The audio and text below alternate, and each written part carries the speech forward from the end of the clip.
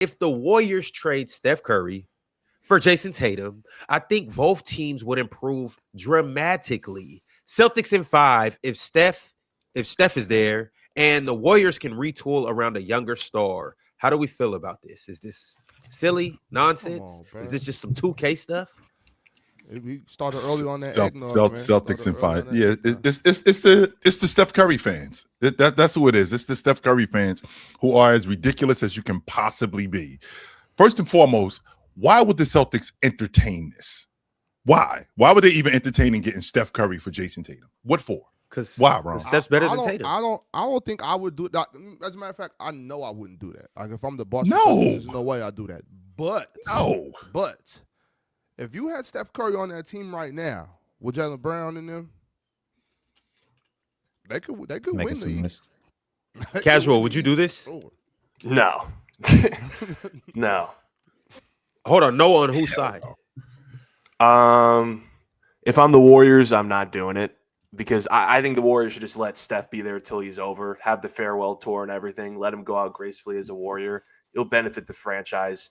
But if you're the Celtics, no. I mean, Tatum's got, if he comes back, I don't know if he's going to come back 100%, but let's say he comes back like Kevin Durant came back, like 95 to 90% of what he was. That's 10 years of Jayson Tatum compared to how many years of Steph? And it's like still good, like one or Maybe two. more, maybe two more. Maybe Yeah. two more we got. And if you trade for Steph right now, he's got to get the chemistry. You got to build the offense around Steph. So it's not a sure thing that it's just going to, they're going to be firing on all cylinders by the deadline. You know what I mean? But the difference is that the difference is that these are Warrior fans. And you could just throw Steph in on any crew at any time, and it's going to work immediately, just like that. Because the Boston Celtics have that kind of offense where it's very 3 heavy. So because it's very 3 heavy, that's perfect for what Steph Curry is doing. And the Boston Celtics, this is the only thing that they're missing. When in reality, what you really are is just fans of Steph Curry. The problem with the Golden State Warriors, it's not Curry. The problem with the Golden State Warriors is that you never shored up your front line. You never shored up your big man. Why do you think Draymond and Steve Kerr got into it the other night? You know why, Ox? Because I'm sick of guarding big guys. I'm sick of having to deal with Wemby. I'm sick of having to deal with Zubac. I'm sick of having to deal with all of these guys. Where the big guys at? Okay, when you run down, and I'm sorry I'm animated because I can't believe I'm actually defending Draymond here. But when you run down a list, when you're looking at a team, okay, I got my defender. Okay, there's my primary distributor. Okay, there he is. There's my bucket getter. Okay, there he is. My dirty work guys. Okay, there they go right there. Okay, where my glass cleaners at? Where my big guys at? Where are they at? Because we don't have any of that over here. But we expect because the Golden State Warriors have Steph Curry, he's going to make up for all of that. Only except he's not. That's the problem. Well, in Golden State, he's not going to make up for all of that. I don't think he's going to make up for everything. First, I want to say that I'm not going to sit around and enable that type of those actions from Draymond Green. I can't enable that. He's just a jerk, right?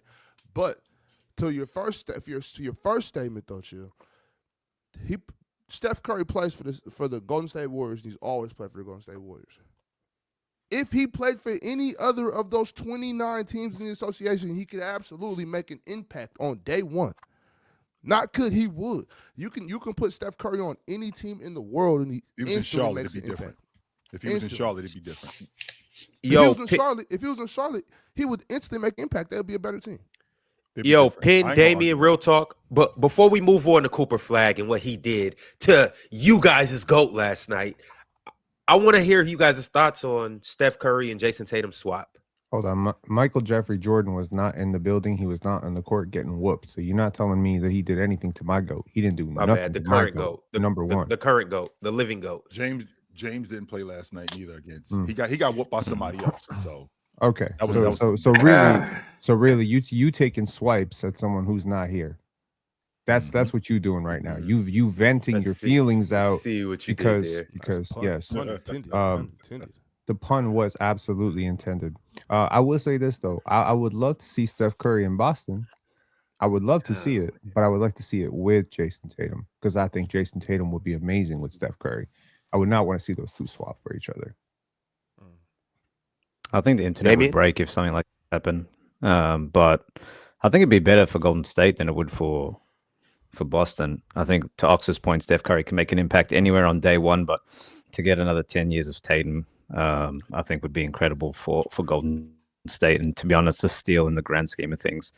But I don't think anything like this would happen. I think I think the Warriors would never trade Steph. I think he's going to retire there and sail off into the sunset and be done. But cool fantasy. Real talk, surely you would like to get Steph out of the division, right? And the conference. Well, I'm not worried about Steph Curry anymore. We're past those days of being worried about Steph Curry as far as winning championships and stuff. You fight that? Do you guys fight that? Why would we be worried about Steph Curry? Absolutely, I fight that. We're not worried about Steph Curry. That team is past its prime. But shout out to Steph 24th. Curry and Y'all remember this.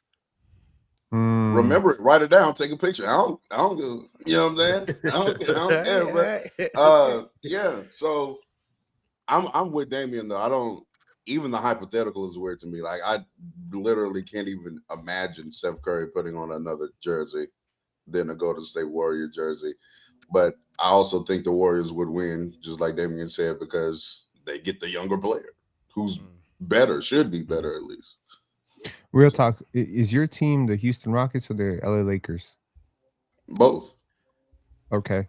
So I want you to imagine a situation where your team, whichever team it is, the Lakers or the Rockets, are in a 7-game series and it's down to the wire, and y'all 1 quarter away from advancing, and that man, Steph Curry, number 30, walks onto the court for the Golden State Warriors. What's your anxiety level? I have a guy on my team who has routinely outperformed him in a playoff setting. Routinely. Why would I be worried? Who? LeBron James. Whenever they play head to head, LeBron James routinely outplays him. So why would I be worried? Okay. I mean, Father Time. A little 41, ago, right? but okay. A little bit ago. He's still getting busy though, Are we Penn. wrong? Still getting So is Steph. Steph is still getting busy. Yeah, he is. But we still this all I want to know. Could we possibly be wrong about Steph Curry, just like we was wrong about LeBron James? Because y'all said Steph got maybe 2 years left. You know, Steph had some injury, some ankle injury stuff early in his career, but I mean, he's still pretty dangerous. Could Steph be around for much longer than we think he will be? Well, to your point, Ox, I think we arguing two different things. One, could Steph be around longer? Sure, because he does have this one thing that can extend his game. Can he continue to play at this level that he's playing at? No, I don't think so. I think Father Time will catch up with him in that aspect. But I think that he'll always be able to shoot the ball and have an impact on the game. Will he have the same impact that he had 2 years ago? Like when he turns 40, will he have the same impact that he had when he was 37? No, because if you watch Steph Curry today, I mean, it's obvious that he's not the Steph Curry that he was 3 years ago. He is slower. I mean, he's still effective, and he still picks his spots. And in 3 years from now, it's going to be the same story. He's going to be slower than what he was. And I still think he'll be effective, Ox. I just think that when we're talking about a guy playing at that level, no, I don't think that's realistic. Yeah.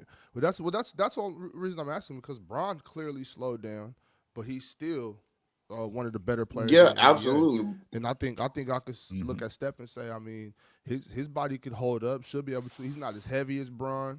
You know what I mean? He doesn't necessarily. But we know how shooters grow. We know how shooters age over time. Like Bron, you know, you have to use that athleticism, you know, get to the rack, be banged up a lot, and he can shoot the ball so well that I don't see why we should be thinking Steph will fall off anytime soon. I don't think Steph's going to fall off anytime soon at all. Just one last thing, Ron. Steph Curry has only played 35,000 minutes in his career. LeBron is approaching 60,000 minutes in his career. So all those early injuries. I mean, that's a crazy split. That is a crazy number, because you would think they've been around the same time, but they haven't been. You know, Steph was. So what you trying to say? Steph got 30,000 more minutes left. Do you think that speaks? I mean, not necessarily, because obviously he's not going to be playing until he's 50. But I'm just saying, like, you know, the fact that he's been on better teams, he hasn't had to carry as much of a load. Like, he hasn't been a single star. And the fact that he got into the league a little bit later, he didn't have that intense mileage early on.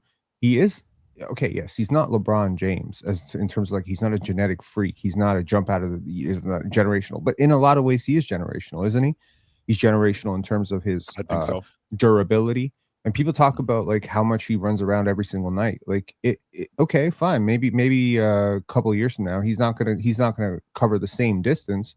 He's still hella like great. I think size, athleticism, gifts, like just being gifted genetically, and your shooting and your conditioning are the things that carry you forward, but also your intelligence. He checks a lot of boxes in terms of aging gracefully. I think he's going to be really good until he's 41. Well, that's why that's why a lot of these older guys are still playing, is because they still know how to play basketball. Whereas these young dudes, they're just kind of relying on what they learned on those cone drills, and these guys got that superior IQ and actually know how to play the game of basketball. It's hard to get rid of these dudes. It's the panel. Religion get built on cam. Where the check throw smoke and the host go ham. You ain't never seen hoops out hit the raw. Every take got weight, every night we drop. This that barbershop. Courtside, worldwide tone. Welcome to the only show that really feel like numbers jumping like the score.